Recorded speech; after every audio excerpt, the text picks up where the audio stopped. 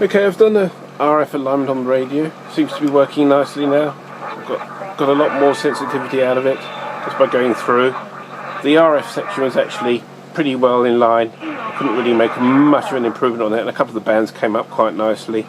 I did go through some IF filter traps and things like that, and I've managed to get a bit more sort of gain out of the IF amplifier. Not the main IF amplifier itself, but some filtering inside the RF section. It was a difficult radio to set up. It's actually a very nice radio to work on, but the IF stage is quite difficult to work with. It's well, it's just very fiddly because of its mechanical linkages. It's a bit fiddly to set up. You have to set it up in the narrow band, peak the signal, and then you probably find that you'll get a double hump with the AM band. One thing you must do is make sure that you've got this slot meter in the right position. There's quite an easy way of calibrating those, and you basically set a beat on a continuous wave signal and adjust the slot until it nulls the audio out, and that's your 12 o'clock position. Because the trouble with the slot control is its end stop is dictated by the front panel, so if the knob's in the wrong position, the control could be in the wrong position as well. I think one of the biggest improvements I got out of it was there's a section to say how you align the second converter to the first converter, because it's got two mixers basically. Let me just show you. I don't know if you can see on this circuit here, but you've got two converters. You've got first and second converter. Where are we? So where are we? That's the first. There's a first oscillator there, and then there's a second one. And you have to match those two together. There's a mixer there, first mixer and second mixer, and they're tied up with a. That's all part of the dual conversion side. So once you set the 100 kilohertz IF, you need to make sure that the second IF is correctly aligned to that. And it's not very straightforward, and doesn't really explain it very well how to do it. It's quite a long. It suggests you should never adjust it anyway, but there's an oscillator coil underneath that adjusts that second oscillator for that second conversion stage. And I read through the instructions. I couldn't really make heads or tail of them, so I thought, well, what I'll do is I set the generator up to a known frequency. I think I set it up to 2.2 meg, and I knew my tuning dial was on 2.2 meg, and I had a twiddle with the control underneath.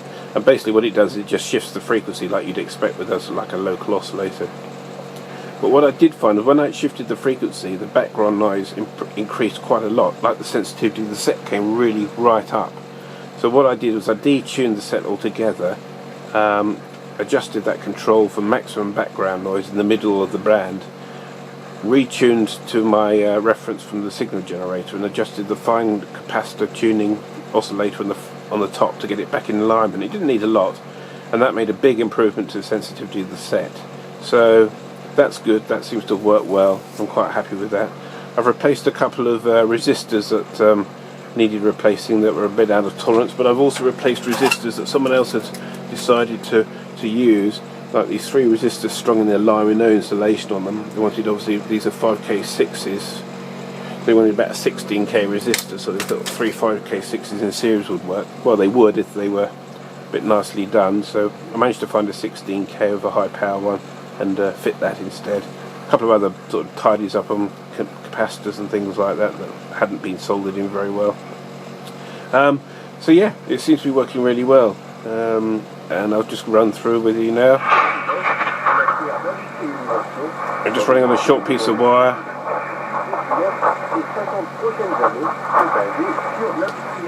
So we've got selectivity here, which adjusts a mechanical system inside the IF cores to narrow the selectivity down. That's single sideband selectivity, continuous wave, and crystal calibrator. So it's crystal, so it's very, very tight, so like 300 hertz or something like that.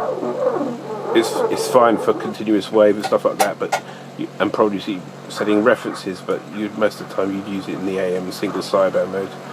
We've got RF gain sensitivity, which is basically the front end sensitivity. IF gain sensitivity, which just increases the gain on the IF amplifier. This is the slot filter, which I say is critical for alignment. I'll just see if I can demonstrate that.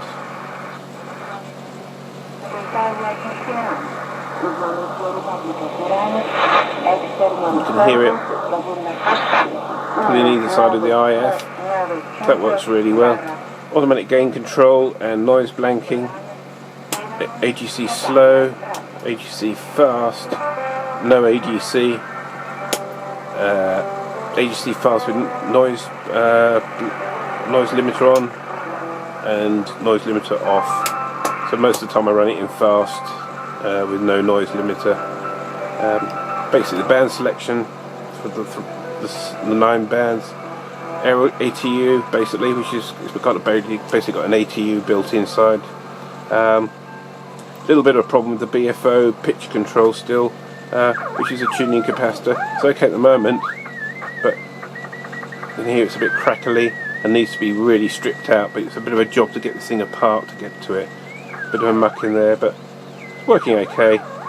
So and these are your basically different filters for upper sideband, lower sideband, AM and continuous wave. So working really nicely. Standby switch, by the way, is not HT off. It's for when you're transmitting, you just turn it to standby so you don't overload the front end of the set and turn it back on again. So it basically shorts out the RF section. Anyway, I've enjoyed working on it. It's a lovely set, beautifully made. Crystal calibrator, there we go. At every 100 kilohertz, it'll give you a crystal reference. So that's what that purpose was for, that switch. Been lovely, enjoyed working on this radio, and thanks for watching.